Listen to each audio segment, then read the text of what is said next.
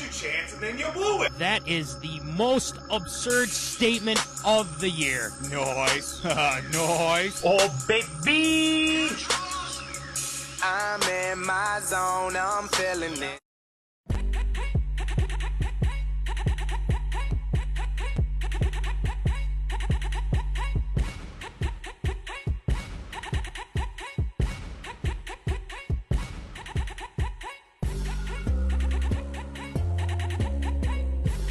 Live from Rock Solid Studios in Granite Falls, it's time for MinneZona Sports, live with DJ Matty C. and Paul the Shield Vold. And this is MinneZona Sports Live. I'm your host, DJ Matty C., a.k.a. Callie, a.k.a. Matty C., a.k.a. etc., etc., etc. And we're live here from Rock Solid Studios in Granite Falls. A little chilly around here, and the guy to my right is the Kerf Doctor, producing as always. And live from Woods and Shores Studios here too, we got Paul Volt, a.k.a. The Shield. What's going on, Shield? Just trying to stay warm as best as everybody here in this state of Minnesota. But luckily enough, we didn't get as much snow as you guys did in the southern half of the state, but happy to be here as always. Well, as you know, Voldy, we went to SMSU, and, we're just kind of used to it at this point. And I'm sure you're like, oh, well, Minnesota weather. But we should get to a comment already. Caitlin Toner, one half of Double Trouble, says, oh my gosh, is that Dylan's voice in the intro? It is not. It's actually our voiceover guy, Austin, who does a phenomenal job. And take a look at our very flattered, though. Very flattered that you thought 100%. So. Thank you. And check out, our behind the scenes look a little bit here too. Just wanted to show you zoners what things look like here. Exactly. And I do laundry in this room too. It's really multifunctional. I know, isn't that crazy? It's just absolutely crazy. But anyway, speaking of the zoners, Voldy, I think we hit 300 likes on Facebook. I believe that gets some claps. 300, baby. Yeah, 300. And a stamp of approval. There we go. That's there what I'm talking about. We got the stamp of approval. Looks like Double Trouble is both on. Oh, man. I don't know. I think we got to have them on. Go Mustangs. Miss you guys. We miss you, too. We'll have you guys on as well. Dan Debates, I finally get to see you guys live. Pretty proud to see you guys come as far as you have. Keep it up. We appreciate it, Dan. Yeah, wow. The zoners showing the love already. We love it. We love it.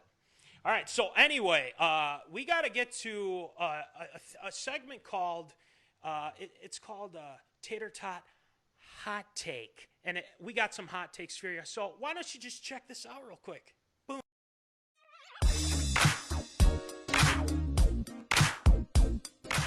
Fresh out of the oven, it's Tater Tot Hot Take.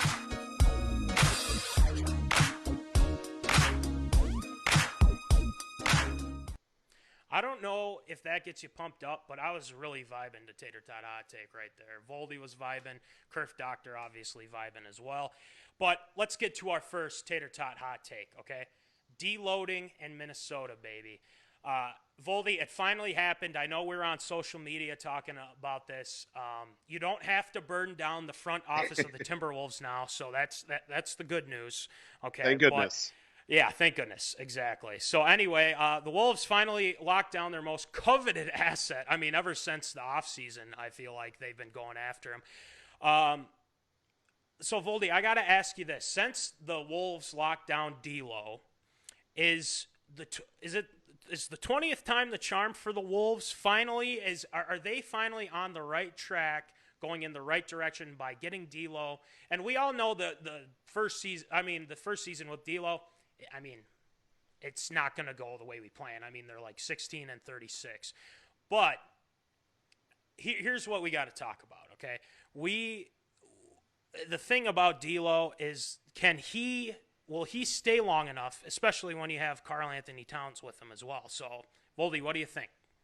I think this is a very interesting situation. To see that the star player for the Timberwolves, that being Karl Anthony Towns, went out of his way, first off, to not only welcome a new teammate, but, a pretty good buddy, to say the least, in D'Angelo Russell, to the team, I think is a good sign, because if it was any other player, any other kind of star player, sure, you're going to be excited about it. But the fact that, that Towns kind of went out of his way to not only, meet him at the airport, bring him his jersey, kind of show him around a little bit, speaks to the fact that not only is he invested to, D'Lo being around here for, who knows how long they'll have, Russell for the Timberwolves, but the fact that the Timberwolves also kind of, basically went mid-season fire sale. It's like, you're getting traded, you're getting traded, you're getting traded, and they're just getting all these young guys or, kind of scraps from other teams for some players that were on the up and coming for the Timberwolves that were going to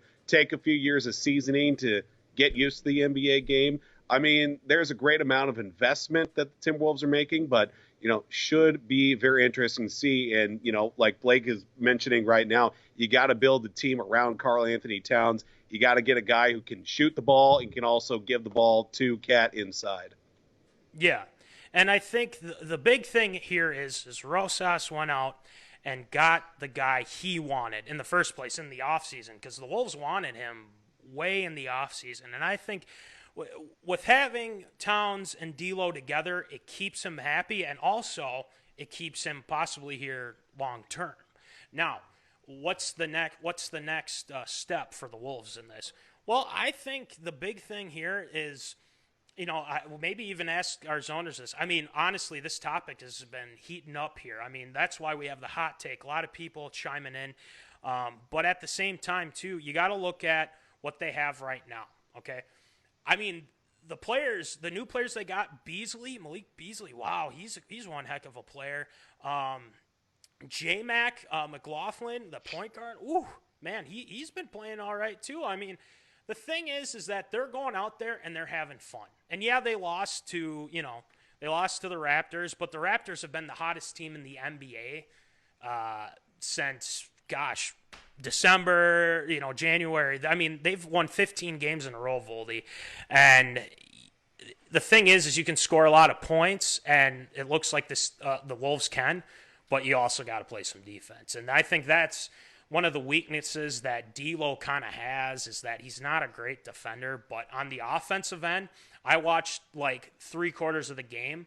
He looked fantastic. And that's what the Wolves need, is they need a pure shooter. And I think that's what they have in D'Lo, and D'Lo gives them that edge. And I think with Towns at the side, we'll go from there. And it looks like Jimbo Vold says, "Who cares? It's basketball, ho hum." Amen to that, Jimbo, with the hot take of the hour so far. Love it. Sure. No, but kind of going with what you're Jimbo saying too, Matt. Yeah. About the defensive side of things. That's where the Timberwolves have been, looking to find. The last couple of seasons they've been trying to bring in some of these veteran players that have, seen both sides of the ball. When they brought in guys like Jeff Teague, they just want to be able to see that, just see how that was going to work. But unfortunately, it didn't work out too well. Trying to find that right balance of veteran experience with youth at the same time just hasn't been something the Timberwolves have been able to, kind of correctly find the last couple of years. When they brought back Kevin Garnett, sure, it was nice to see him back in a Timberwolves uniform. Kind of got a bit of a spark as well, that led to the Timberwolves making the playoffs. But beyond that, there really hasn't been a whole lot going on since that, which was, feels like 10 years ago at this point, but it was only a couple seasons ago. Right. And it's one of those things where, the Wolves have been kind of known to be one of those teams. It's like, oh, it's just the Timberwolves. They're not going to do well. And a lot of, people aren't wrong on that. But the thing is that I believe there's enough of a fan base here to keep it going. And that's the thing, is like, we all have to understand that the Wolves are trying to, change things. And with Rosas at the helm, looking at getting some guys. I saw some comments from our zoners about Devin Booker. You're going to have to wait on that, because the Suns are definitely making Booker the center of their universe. And that would take so many people so many guys to trade and give up draft picks and everything like that. So, they're all friends. Like, I understand that. But at the same time, too, that's going to be a hard get. So, If you're thinking Devin Booker right away, no, that's tough. You can't just put all your eggs in one basket. But one thing I do want to bring up before we move on to our next topic, D'Angelo Russell last night had 22 points, and like I said, from 3-point range, 4 or 5. Okay, the Wolves have been missing that, and I've been saying this for a long time. The Wolves have been missing a point guard that can actually shoot, and that's the issue, is that they don't have anybody that can shoot, and they finally have that with D'Angelo Russell. So that's how I kind of look at it. When you have Rubio, he can kind of do it, but the thing is, Rubio couldn't shoot, and that was the big thing about it. And it looks like Tyler Myers says it's absurd. Well, you know what? You can chime in here, Tyler. Go ahead, because Tyler Meyer is absurd. Yeah, that's the thing. Tyler, Curve Doctor, make sure if he throws any more absurd statements, you write them down and let me know, okay? So, but anyway, I mean, going back to D'Lo real quick, I think it's a great sign. I think it's a great trade that they got, and I think it's positive. It's very positive, and like we say, they got him. They got him. He looked good in his first game, even though the Wolves came out with the loss. But we're not expecting that right now. Okay, we're not expecting them to do much the rest of the season, but we can see a little positives come out of this. So, anyway, we're going to move on to another big story that happened recently. And it looks like the Wild has finally traded Jason Zucker. And, it's for a lot of Wild fans, I think it's a real bummer. I know it's a bummer for me, but everybody kind of knew this was coming, Voldy. But what the Wild got in return, Alex Galchenyuk, right? Galchenyuk, yes, thank you. There you go. Galchenyuk and Kalen Addison and a conditional 2020 first-round draft pick, and Zucker is signed through the 2022-2023 season. So Galchenyuk, Voldy, I believe I was looking at your socials medias, okay, and it looks like you're a big fan of Galchenyuk. Yeah, I definitely liked him when he was coming up. With the original team he was with Montreal to start off his career. I thought it was a good move. It was a smart move for the Wild. He's been with Pittsburgh now for the last season and a half, I believe, off the top of my head. But, he's been around that team that's had that experience in the postseason and has made a lot of deep playoff runs. Could be the piece that kind of, slides right in, kind of similar to what Eric Stahl was last couple seasons for the Wild. Doesn't have quite the same seasoning that Eric Stahl does, but could quite be possibly one of the, better moves the Wild have made recently. Unfortunately for Jason Zucker to have to move on from the Wild, the writing was on the wall the last couple of seasons, the Wild having down years. As soon as they got rid of Charlie Coyle, the Wild did, the Boston Bruins, just throwing that out there. You kind of had to see that maybe Zucker's time with the Wild was going to be there towards the end. He's a good piece for any team, and looking at what our zoners are saying too.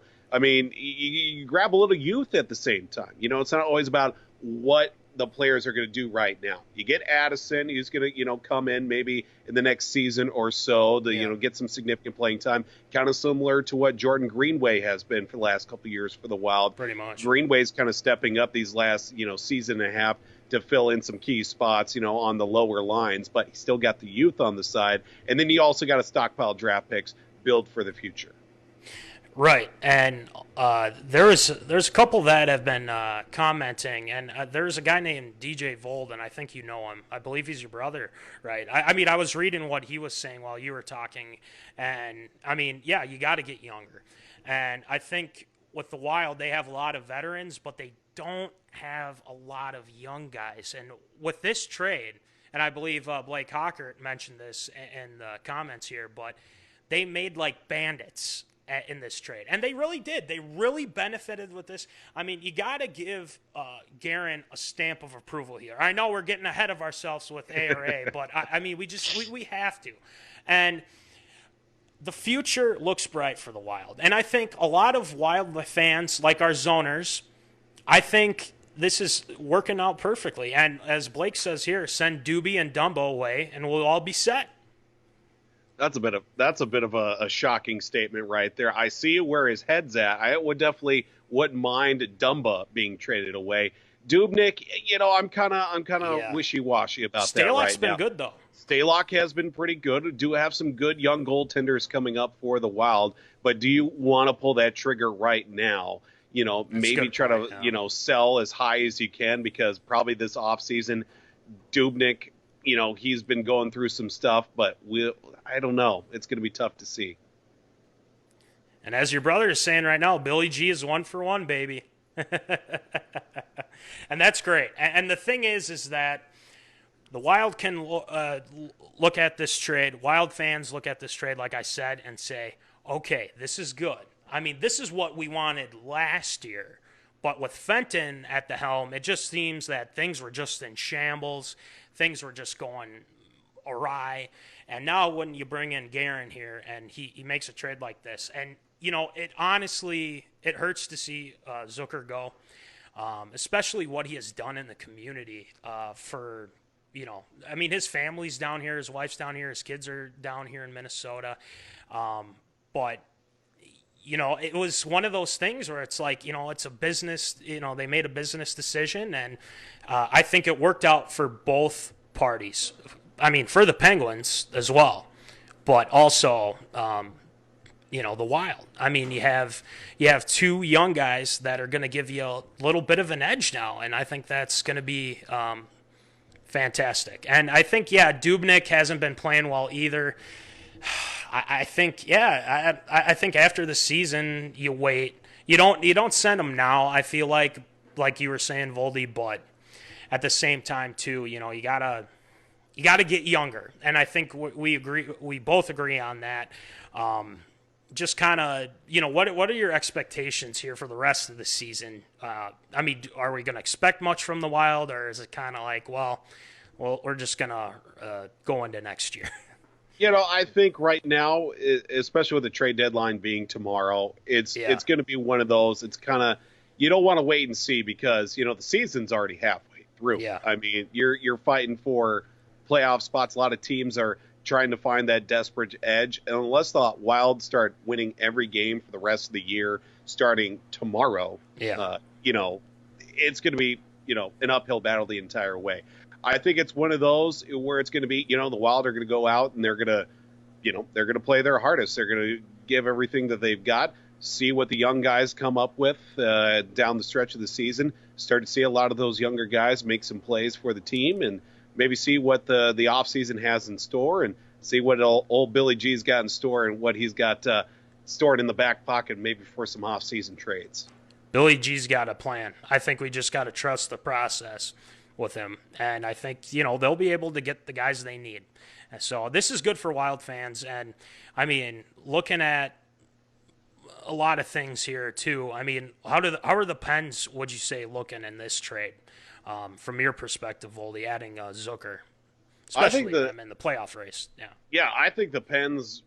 I think this was a win-win on both sides. Wild get younger, the Pens get a guy who's going to be dependable. Yeah. The numbers haven't always been there for Jason Zucker, but he's been a guy who's come up in some key situations. And the fact that they've been able to, the Penguins, the last few years, they won back-to-back Stanley Cups not too long ago with a lot of guys that were a mix of some players that were top guys for other teams. And they've just plucked them out of those other teams and, put them on second, third lines. And I think, that's going to be a good fit for Zucker. See where he fits in that overall mesh. And, Sidney Crosby, Evgeny Malkin aren't, the youngest guys in the world anymore. Now you get a guy who's a little bit younger. He's got more seasoning on him than the last few years. But I think this is going to work good for, Pittsburgh, and see what they do in the postseason.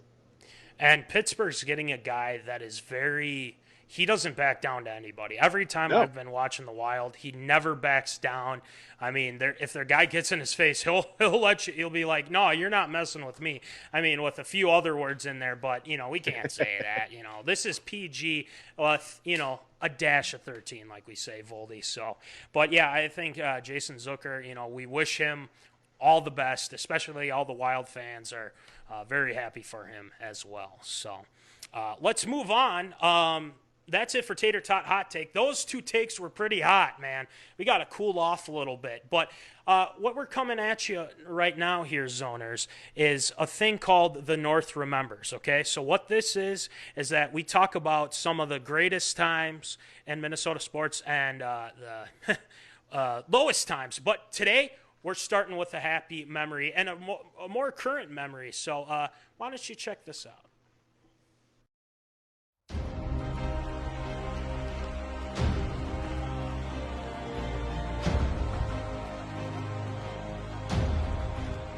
These are the moments enshrined in Minnesota sports history.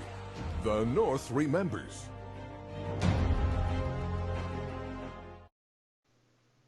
The North remembers. Here, this is the segment that Voldy, you, myself, and the Kerf Doctor have been talking about for a while. We finally have the segment coming to you guys here.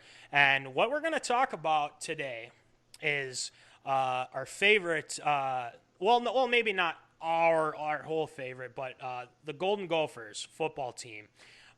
They beat number 4 Penn State at the time. No matter what poll you come in with, Penn State was definitely in contention, and they were in the college football playoff at the time, per se. But we got to talk about this because it was a big stepping stone for the Golden Gophers. We're just going to, give our thoughts on what we think, how that game went. We're going to talk about why it was needed for this university and talk about, PJ Fleck and things like that. But, I mean, this was something to where we were it was a game where it's like, well, the Gophers haven't had much success, but they've been really doing well as of late. So it's like, okay, we're playing Penn State. We're at home. Okay, let's see how this goes. And Exactly.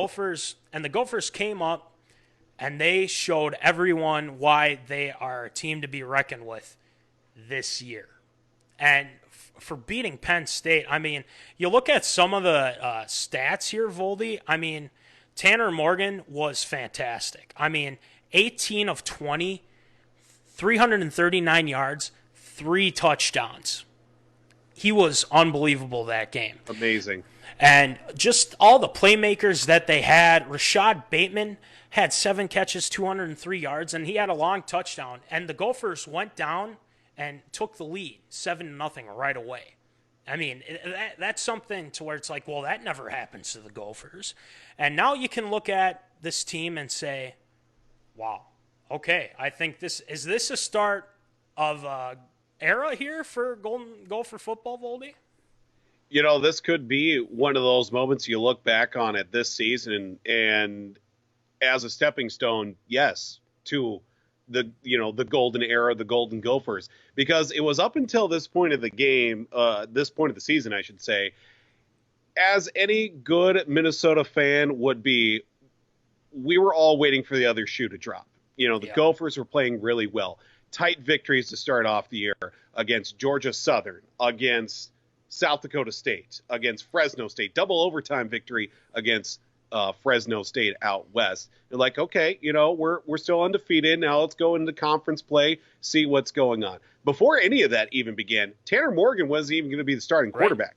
It was Zach Anixted's job, and then he gets hurt. And everybody's like, okay, well, we got Tanner Morgan. I think he's still around. And he goes into the season, almost as perfect as one quarterback could be in a conference that's very quarterback driven in the first place. When you think Big Ten, obviously you think, power football, with running back and quarterback play at the same time. And he is one of the guys that was in conversation to be one of the Big Ten players of the year, if not. And the fact going into this game against Penn State, there were a lot of question marks. Obviously, the fact that the Gophers, were going up against a team in Penn State that was obviously in the conversation for the college football playoff at the time. And the Gophers, with this win, would be in that conversation. They would jump over. Last few games of the year didn't go the Gophers' way. finished off the year with a win. But remembering this football game, too, I'm sure every Gopher fan all the way until the final minutes was probably just like, this can't be happening. Any good Gopher fan, any good Minnesota sports fan, like I said, was waiting for the other shoe to drop, for something catastrophic to happen, to bring us all back down to reality. And luckily enough, it did not happen in this game. But overall, this was one of those games you look back on and, everybody was extremely happy to see that win, obviously. And by all the photos that we keep posting of the storming of the field and just that jubilation of, getting that win at home to bring home the governor's trophy as well. Love a good trophy game in college football to see that come back to the trophy case. Obviously, we'd like to had a few more trophies add to the collection this season, but get a quality win against a team that's coached by James Franklin, who was a great coach to begin with, all the way back to his time with Vanderbilt. Great to see that PJ Fleck at that point of the season get a signature program victory. Right, and I think that was kind of the game that showed that PJ Fleck, he's for real. He's been for real for a while. And, there's a lot of people that question, well, is he the right guy for the university? Is he just a rah-rah guy? No, he's getting the job done. And that's the thing that I think people mistake. They just don't understand that this is what you need to be successful. And PJ Fleck preaches this. The row the boat thing, it's like, people, I think the Penn State quarterback mocked that. And then he did. And it comes to bite him in the butt. It's like one of those things where it's like, no, we're gonna fight with you. Okay. We're going to take it right to you. And they did. And the Gophers came up big too. They got an interception inside their own 5 to clinch the victory. They came through at the right moments. The offense was great. Defense had some nice plays as well. But also, I know you mentioned about Tanner Morgan. Tanner Morgan was supposed to go to Western Michigan with Fleck. Was. And then he's like, wait, hold on. No. Why don't you come over to Minnesota, and then you have a chance to be a starter? Okay, I'll come to Minnesota. So he comes to Minnesota. And then, Annexstead kind of had some injuries, and then all of a sudden, Tanner Morgan gets moved up. All right, let's see what you got. And Tanner Morgan showed why he's a pretty good quarterback for the Gophers. I haven't seen – the thing is that they finally have a guy that can be a playmaker. And they found it in him. And then especially with the 2 weapons that they have with Bateman and Johnson, Ottman Bell too. You could have – it's a trio. And they – and then the running game too. You have Ibrahim.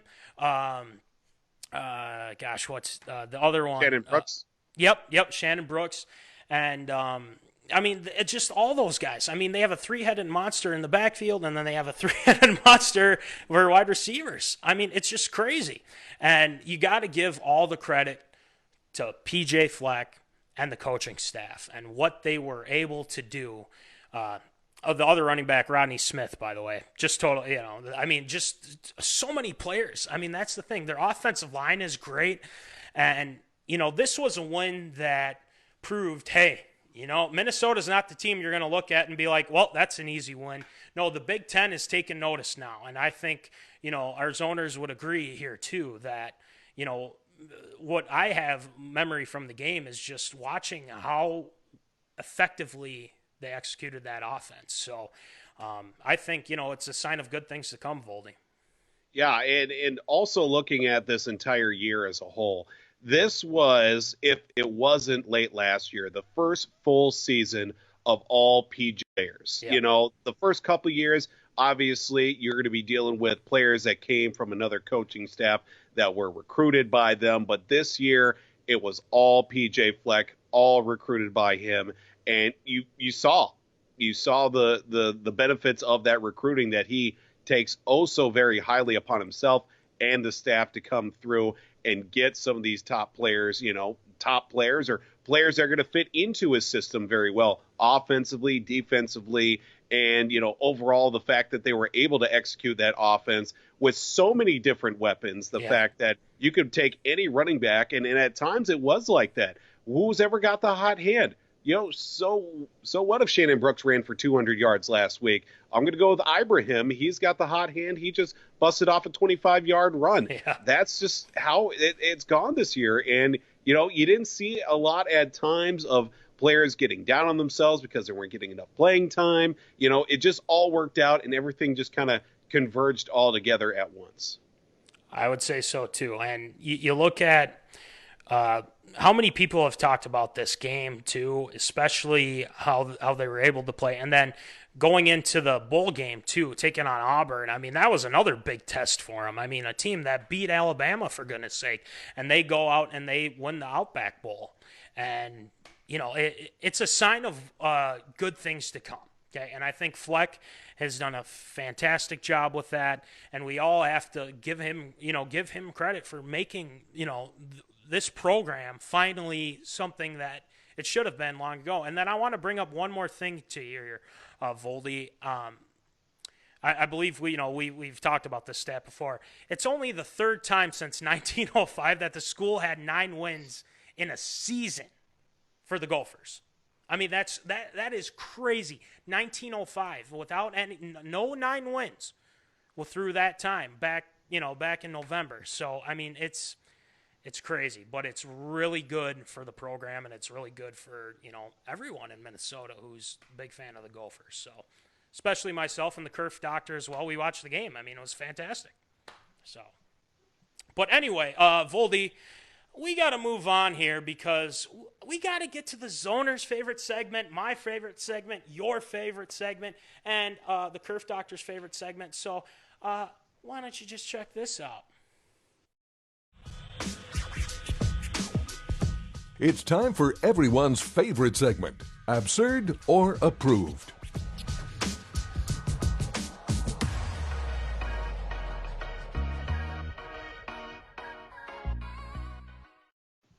All right, Voldy, why don't you rattle them off for us, please? Alrighty, I had a little malfunction there. I'm fighting off a little bit of a cold here, but we're doing much better now as recent news came out here in the last week about Major League Baseball considering a move in which league and division playoffs would be moving in a very drastic direction. Not only change up division play, but the fact that they are going to be changing things entirely. They're going to make proposing starting in 2022. Excuse me here for just a moment. Give him a sec. Yeah, there we go. Goodness gracious. He's still Always here. I'm still here, still alive. I got my water. I got a cough drop in. We're all good to go. Voldy almost, for the zoners, Voldy almost died one time when we were the sports zone back in Marshall. He was drinking on some Gatorade and then choked on a little bit of it. And then, he was coughing for like 5 minutes. I'm like, Voldy, take a second. So, Voldy, we appreciate it. Just take your time. Okay. We'll get to all our right. story. Time back in. We're okay now. He's all right. At least I think so this time. So Major League Baseball is proposing starting in 2022 that the postseason would have 3 division winners, 4 wild card teams. The best team in the league would receive an opening round bye into the division series. The 2 remaining division winners would play a wild card team with the best record of the 4 would host all games of a best of 3 series in the opening round. But wait, there's more. Once the teams clinch and the regular season ends, the plan gets all congested even further. The division winner with the second best record would select its wild card opponent from the 3 wild card winners not hosting a series. The division winner with the worst record would then choose its opponent from the 2 remaining teams, and the final matchup would pit the wild card winner against the best record against the wild card team that has not been chosen yet. So basically, you take Major League Baseball, you take The Bachelor, and then you just put them together, and then you just shove it down everybody's throats. Absurd or approved, the potential of the worst decision Major League Baseball would ever be making. Can we get a stamp of approval for the quote he just made, Curve Doctor? I think you got our zoners a really nice one there. Nice quote. We're going to put that in the archive, Voldy. But honestly, Voldy, there's a lot going on with this. I mean, with all this stuff going on with, MLB, I kind of look at this and I kind of scratch my head and I'm like, well, they get to pick who they play. That's kind of off in my mind. I think there's some good things in this here too. I think having more teams makes it more exciting, but I think it's one of these other things that you kind of have to take note of, and kind of like, well, you're adding more teams, and that's not the traditional way of how baseball is. The people that really want to talk about and whatnot. But I really think that, I'm leaning towards absurd, but I'm kind of leaning towards approved here too. So it's kind of in the middle. But if I got to say it, I will give it a little stamp of approval, actually, because I think it's a nice change. It can kind of, it would make it interesting. And it's not saying that they're doing this right away, but I think they might have to tweak it a little bit. So, I'm kind of on the fence about it, but I'll give it a stamp of approval. Voldy, what do you think? They've still got 2 years to figure it out. Right. It is the thing.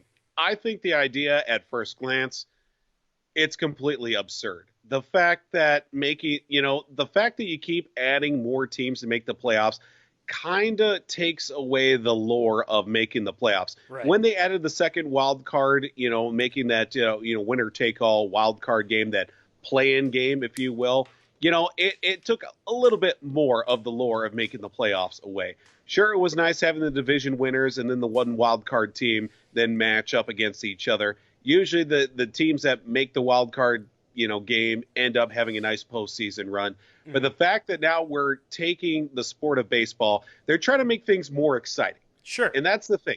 I don't know if you saw today or not on social media, but Trevor Bauer, who's, one of the guys on social media who has just got everything to say, he kind of had a nice couple of quotes about how Major League Baseball has kind of gotten away from marketing players. They're just trying to take the game and make it as more exciting as possible. Well, there's one thing you can do to make the sport more exciting is market the players that, are making the sport fun. The fact that Major League Baseball is not doing that, they're trying to make the sport more fun by marketing the sport, but not the game itself or the players. I think, changing the playoff format where, this team picks that team, that, et cetera, it's making it more wishy-washy to where it comes down to, okay, I'm going to get an easy playoff, series win against them. Then you start looking, it's like, who did you guys beat in the playoffs? Well, we won the World Series. It's like, it's all going to be opinion based till the end of time. Just stick with how it is currently. 2 wild card teams, then you get the division series. Yeah. Just go from there. Please, that's all I beg of baseball. I don't ask very much for many things, and when I do, I want it done a certain way. Let's just move on. Okay, fair enough. I mean, I kind of look at this too. One last thing to end on here, Voldy. The reason why I give it a stamp of approval is because, it's a lot of times people are saying, well, baseball, is kind of boring. Sometimes the game is slowed down with, this and that. But at the same time, too, I understand what they're trying to do, but it definitely needs a lot of work. And I think you got to kind of look at it and say, well, what are some other ways we can do this to make it exciting? So that's why I kind of give it a little stamp of approval, because they're trying to do something.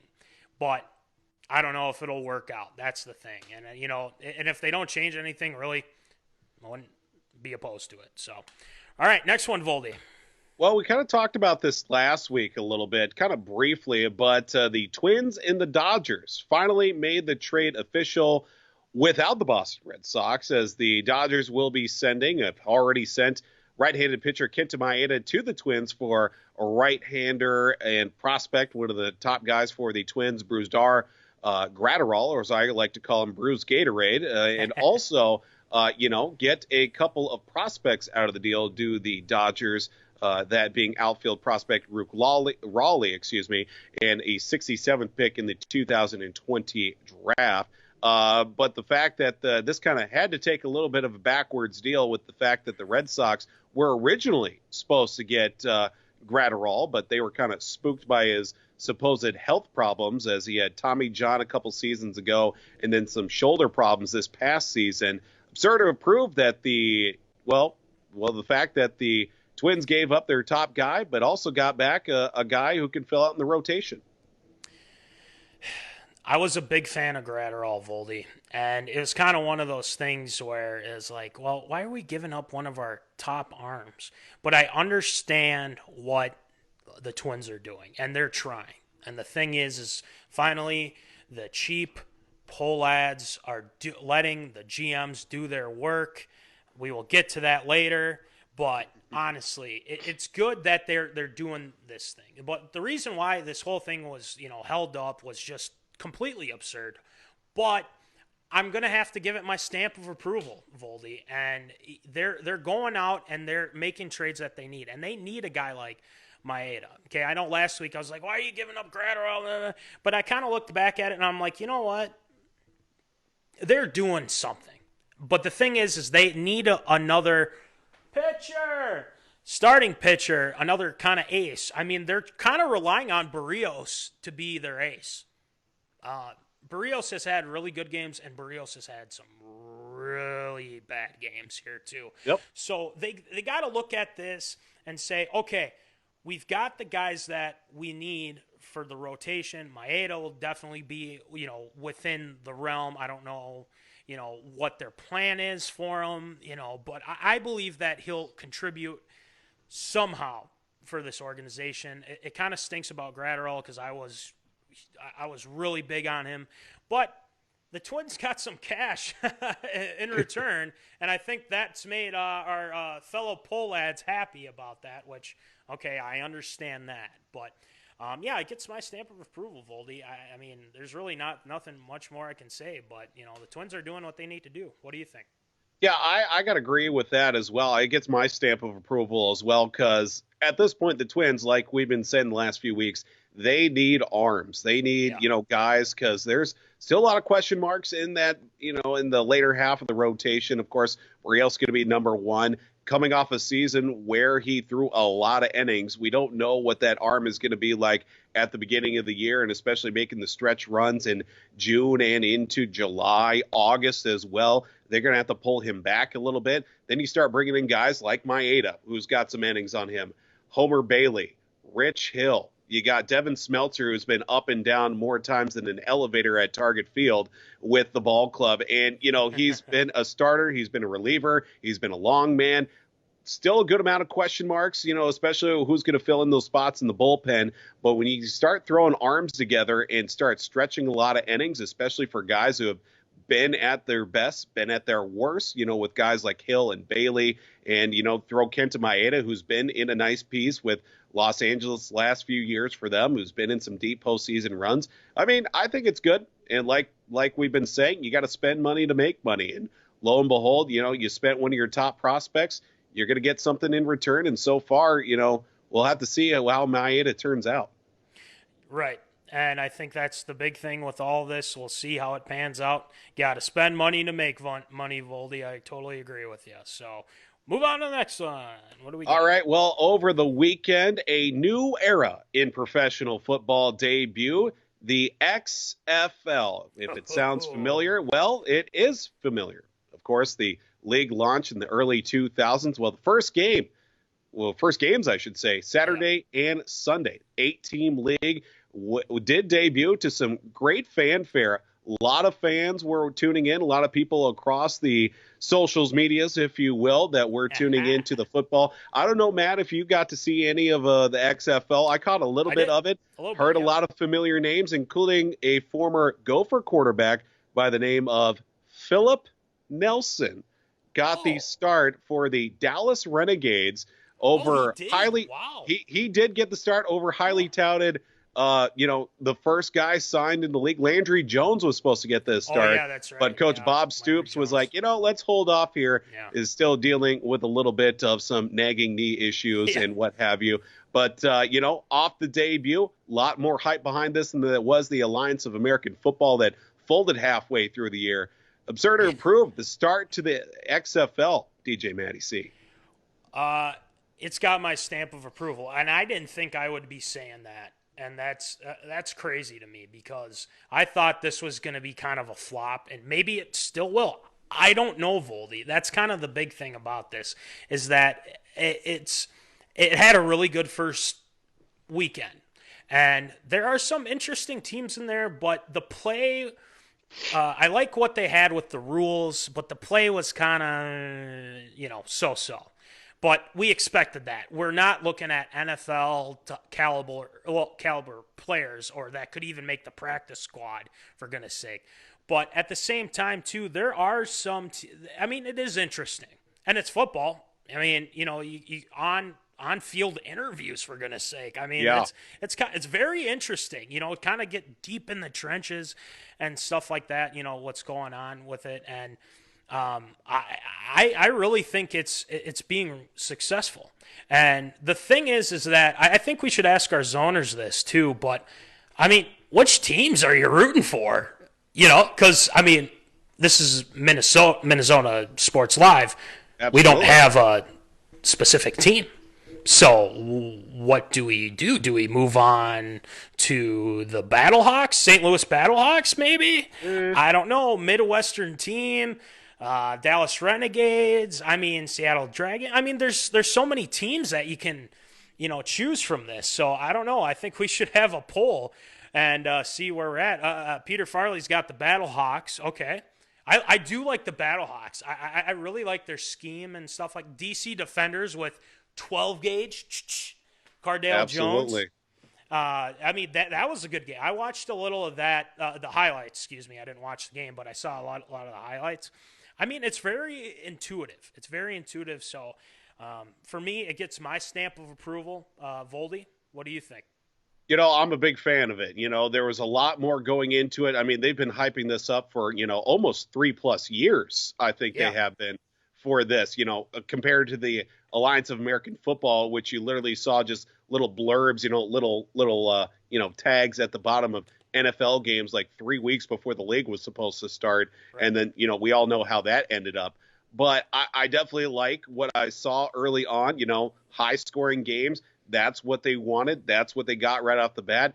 Interesting, situations with kickoffs and extra points and scoring wise, all very interesting. And, if we are going to be choosing a team to cheer for, I'm going to throw my hat in the ring here for this one. I'm going to throw in the Seattle Dragons. I don't know why, but speaking of, the Seattle Dragons, their quarterback, B.J. Daniels, is a guy I kind of, kept my eye on when he was coming out of college. I know. He played for South Florida back in the day. Yep. And he ended up signing a, undrafted rookie free agent deal with the Seattle Seahawks. Sure. Some time ago. Ended up, kind of bouncing around with them. Was he going to be a quarterback? Was he going to be a receiver, safety? But, he ended up sticking around Seattle and found his way back into professional football. And, now he's leading the quarterback position for the Seattle Dragons. Be very interested to see how he ends up. And, I'm going to keep my eye on those Seattle Dragons. Okay, Seattle Dragons. But, you know who's on the Battlehawks too, Voldy? You're going to appreciate this. I think he's a backup, but Taylor Heineke. Yeah. Remember him? Former Viking. And he had some pretty good preseason games, Voldy. And I think, if the Battlehawks, if something happens to their starting QB, Heineke time, I'd be in for it. So I'm kind of leaning towards the Battlehawks. I kind of like them. Or I was kind of thinking DC Defenders, but I don't know. We got to ask the zoners. I think either after the show we'll have a poll, and then we'll have all the teams there, and then you can pick which team you want. And I think that's kind of one of those things where it's like, all right, let's see what our zoners think. I'm thinking Battlehawks. You're taking Seattle Dragons. let's do it, man. I Absolutely. let's ride this wave until if unfortunately, I really hope it doesn't. If the XFL fails, I hope it doesn't, but we'll see how it goes. But we'll ride with those teams, Voldy. But yeah, let's move on to our last one, I believe, right, Voldy? That we do. It was announced earlier this week that Team USA Basketball has unveiled the preliminary 44-man roster. I'm surprised he had a basketball one. When it comes to Team USA and it comes to the Olympics, that's the only time I'll ever cheer for basketball. Because, obviously you got to cheer on the Team USA and, keep my eye on the Olympics during the year as well. 44 finalists this year.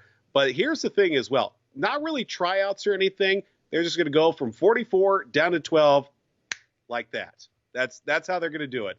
Led this year by the likes of Coach Greg Popovich, Jerry Colangelo kind of running the team as well for Team USA. Of course, LeBron James, one of the, highly touted players that may or may not come back this year or not for Team USA. He's kind of, back and forth a little bit. He's been talking a little bit about it. I would certainly like to see, LeBron James come back for Team USA for one last ride. But sooner approved, or excuse me, goodness, I don't know what that came from. Absurd or approved, DJ Matty C, the preliminary roster, and if there are any names on there that weren't included that should be. Well, it's an interesting thought, but I want to get to a Zoner comment. I believe it was Jane Vold. I think you know who that is. The Volds do not watch basketball, so I don't know if you're in trouble or not. So, I mean, I don't know. I mean, you came up with the basketball story. I had nothing to do with it. I just want to tell your family that. But anyway, yeah, from 44 to 12, I mean, that's saying a lot. But as for a new dream team, absurd. I mean, you can't beat what the dream team had. I mean, Michael Jordan, Magic Johnson, Larry Bird. I mean, the list goes on and on and on, as I like to say, et cetera, et cetera, et cetera. But I kind of like what they're doing with this. And I believe, they have the right guys on the team as I'm looking this up right now. And the thing is that it's hard to beat Team USA. And they have enough guys on the team that can take down, any other team, any other country that they'll be taking on.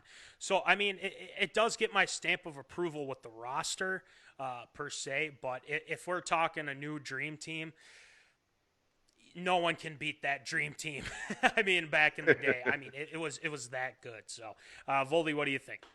Yeah, obviously, just the saying, the new dream team, obviously, it's never going to come close to what the 1992 Summer Olympics team did for Team USA and everything. Of course, 2008, the Redeem team coming off that embarrassment that was 2004, losing to Puerto Rico in the opening, knocked them out of gold medal contention.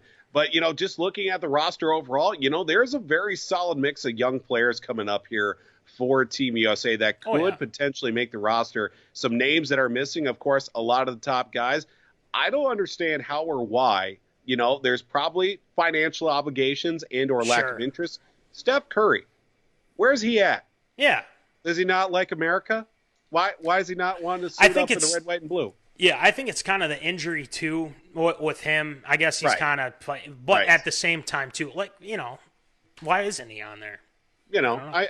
I don't blame him. Yeah. I don't blame him. But, I mean, obviously, a lot of guys that are going to be coming back for Team USA have that experience. A lot of guys that are 2 and or 3-time Olympians already or have played a handful of international games. Obviously, it's going to be very interesting to see the elimination process. But if you're going to have 2 guys that are going to be, the ones making the cuts at the end, you might as well have Greg Popovich and also Jerry Colangelo pulling the strings for Team USA to find that right group of 12 players to represent Team USA. Well, you got Pop, too. I mean, you got Popovich. I think you're okay. He'll have him play hard. I'm almost sure of that. So, yeah, I mean, it's one of those things where it's like, and then if LeBron decides to lead them, let's do it. So, I mean, they'll be a good team, that's for sure. So, but anyway, I think we got to move on to a certain segment that is near and dear to the Shield. It's time for something called Shield Shoutouts, I think. Shield Shoutouts.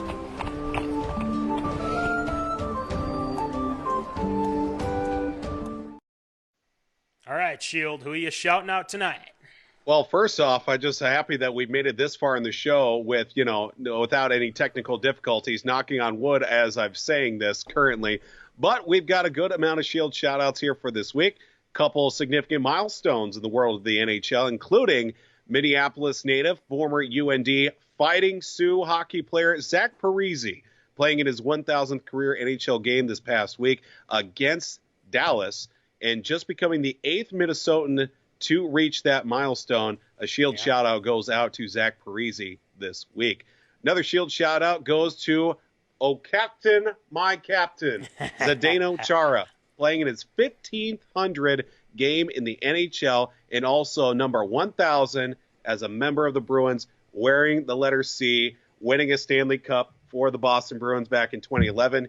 You can see the towel behind me as well, as the Bruins honored him this past week with a couple of significant favors. They got him, as actually the company Warrior made him a couple of gold gloves with the insignias of each team that he played for. The city of Boston honored him with a road sign that said Zdeno Chara Way on it as well. Shield shout-out goes out to Big Z, Captain Zdeno Chara for the Boston Bruins.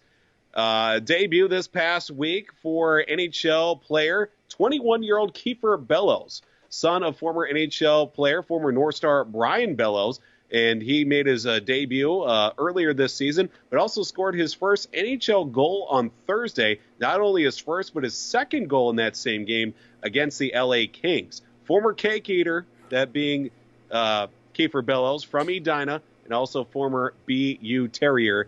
Shield shout-out goes to Kiefer Bellows for his first NHL goal this past week.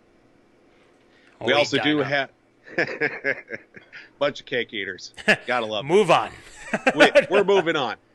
This one is of significant on multiple levels. Not only transcends the world of professional sports, but also generationally as well. It was announced earlier this week that the World Wrestling Entertainment, the WWE, has signed a fourth generation professional wrestler, sports entertainer, Simone Johnson, daughter of Dwayne "The Rock" Johnson, granddaughter of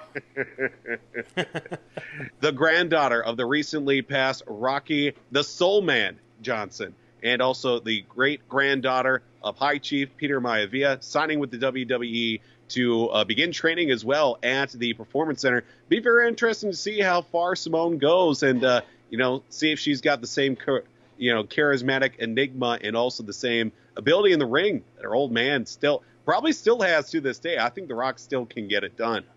She'll get a championship. Oh, yeah. Very special Shield shout-out to Simone Johnson. And also, yes, as well. We do have to send a special Shield shout-out out to my compadres out in Madison, South Dakota, to the Dakota State University Lady T's basketball program. They are playing red hot right now. They have won 8 straight games behind the likes of Coach David Moe, assistant coaches Jamal Branco, really good guys that have really turned around a program. Their early years with that program, last couple of years have been struggles, but now they've got themselves in contention. Also, shout-outs to assistants Tom Kaler and Shelby Bartlett, as well for the Dakota State Lady Twos, who are playing really well, 8-3 in the North Star Athletic Association, and they're going to be quite something here in these next couple of years. A good young team. Special Shield shout-out to the Dakota State Lady Tees. Gotta love it. Absolutely. And finally, for our Shield shout-out, this one coming in yesterday afternoon. It was quite a Tuesday for one Rebecca Brunson, formerly of the Minnesota Lynx. She announced her retirement on Tuesday. Then she announced she was going to also join the coaching staff. And before too long, the Lynx also announced that she was going to be having her number retired. The number 32 will no longer be worn by any player of the Minnesota Lynx. Brunson does retire after 15 seasons in the WNBA as the only ever 5-time WNBA champion. She's the all-time leader with 3,356 rebounds, a 7-time WNBA All-Defense team, and a 5-time All-Star. Congratulations to Rebecca Brunson on one heck of a career, and I'm sure she'll do wonders with the Minnesota Lynx joining that staff. Get a stamp of approval, Kerf Doctor, if you don't mind. That was great Shield shout-outs for one. I think there's a lot here with that. And, you got to get the stamp of approval. You got to love that.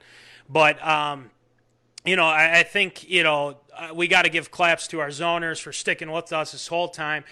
You guys didn't take down our stream this time, so we're very happy about that. But we're happy we got a full show here for you. But we also got a little bit of sadder news here. We won't be live next Wednesday, unfortunately, but we will have content for you. I promise you we're going to have a lot of content for you on the socials medias, okay? We're going to have posts thrown out there. Any news that is coming our way, we'll have polls. We're going to have that poll for you for the XFL.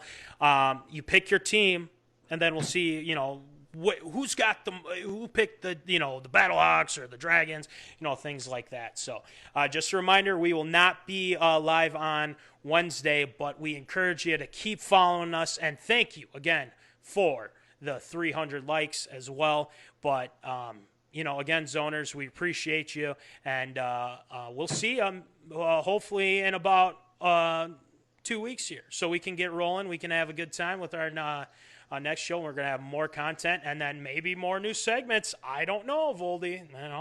It's kind of up in the air. But anyway, as always, zoners, folks, keep in the zone. Holla. Thank you for watching MinneZona Sports Live. Join us Wednesdays at 7 p.m. for live show broadcast. And as Voldy likes to say, follow us on all the socials medias.